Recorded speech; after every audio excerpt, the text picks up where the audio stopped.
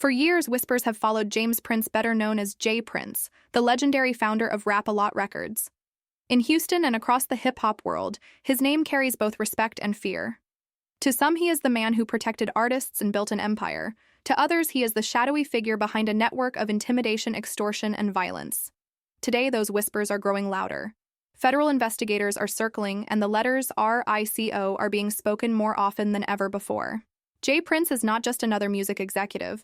Since the late 1980s, he has been a fixture in the rap industry, credited with shaping Southern hip-hop through Rap-A-Lot Records and mentoring artists like Scarface and the Ghetto Boys.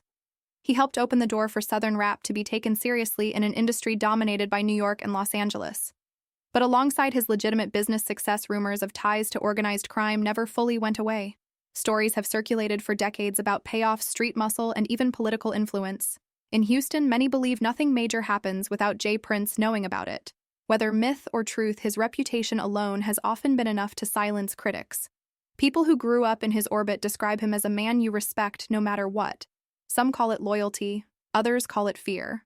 According to court filings and investigative leaks, federal agencies have quietly been building cases around J. Prince and the circle known as mob ties. The term mob ties was once marketed as a record label and lifestyle brand, but prosecutors may view it differently, as evidence of an organized structure that mirrors street gangs and crime families. If true, this structure could fit neatly under the RICO Act, the Racketeer Influenced and Corrupt Organizations Act, a federal law designed to dismantle mafia-style networks by holding leaders accountable for the crimes of their associates. RICO is one of the most powerful legal tools the federal government has. It was introduced in 1970 as part of the Organized Crime Control Act. The goal was to take down the mafia, but over the decades, it has been used against biker gangs, drug cartels, corrupt unions, and even rap crews. What makes RICO so dangerous is that prosecutors do not need to prove that the leader personally carried out crimes. They only need to prove that the leader directed or benefited from a pattern of illegal activity carried out by the organization. In other words, even if J. Prince never pulled a trigger or made a direct threat, if prosecutors can connect him to an ongoing enterprise built on intimidation and violence, he could face decades in prison. The pressure around J. Prince intensified after two shocking incidents.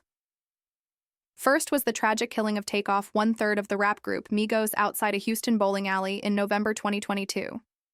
Takeoff's death stunned the music world. The fact that it happened during an event connected to J. Prince's sons fueled speculation. While no direct evidence tied J. Prince himself to the crime, the optics were devastating. Critics pointed to a pattern of high-profile violence surrounding the Prince family's influence. Then came the murder of Duke the Jeweler, a Chicago-based jeweler shot and killed after reportedly gambling with members of the Prince circle. Again, whispers spread online. Was this coincidence or part of something larger? Neither case has publicly implicated J. Prince in court, but in the court of public opinion, the damage was already done. One recurring theme in stories about J. Prince is intimidation. Former associates claim he used threats, street ties, and strategic alliances to maintain control. There are even rumors that celebrities and athletes sought his protection, sometimes willingly, sometimes not. This is where RICO investigators could be focusing. If the government can show a pattern of extortion, coercion, or organized criminal activity linked back to J. Prince or his network, the legal consequences could be catastrophic. People often ask, if J. Prince really is guilty, why has he not been arrested? The answer lies in how federal prosecutors build RICO cases. They do not rush. They gather wiretaps, financial records, testimonies, and years of evidence to make their case airtight. A single charge can fail. A RICO case, if built correctly, can bury someone for life.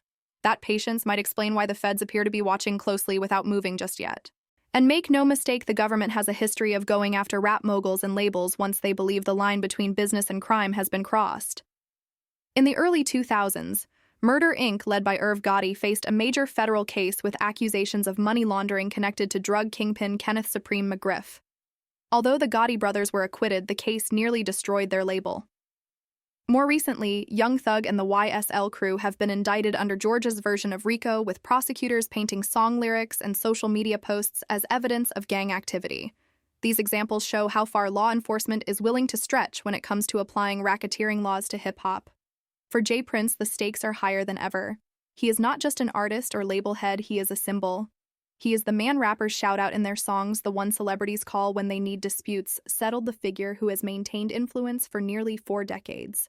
If federal prosecutors bring RICO charges against him, it will not just be a trial of one man. It will be a trial of the myth and reputation he has cultivated carefully for most of his life. As of now, J. Prince has not been charged with any crime. He continues to deny wrongdoing and to operate as a respected figure in both business and the community. But the smoke surrounding his name is thicker than ever, and in the eyes of many, where there is smoke, there may be fire. Whether he is an innocent businessman unfairly targeted by law enforcement or the mastermind of an organized empire hiding in plain sight remains to be seen. But one thing is certain, if the RICO hammer falls, it will not just shake Houston, it will shake the entire foundation of hip-hop culture.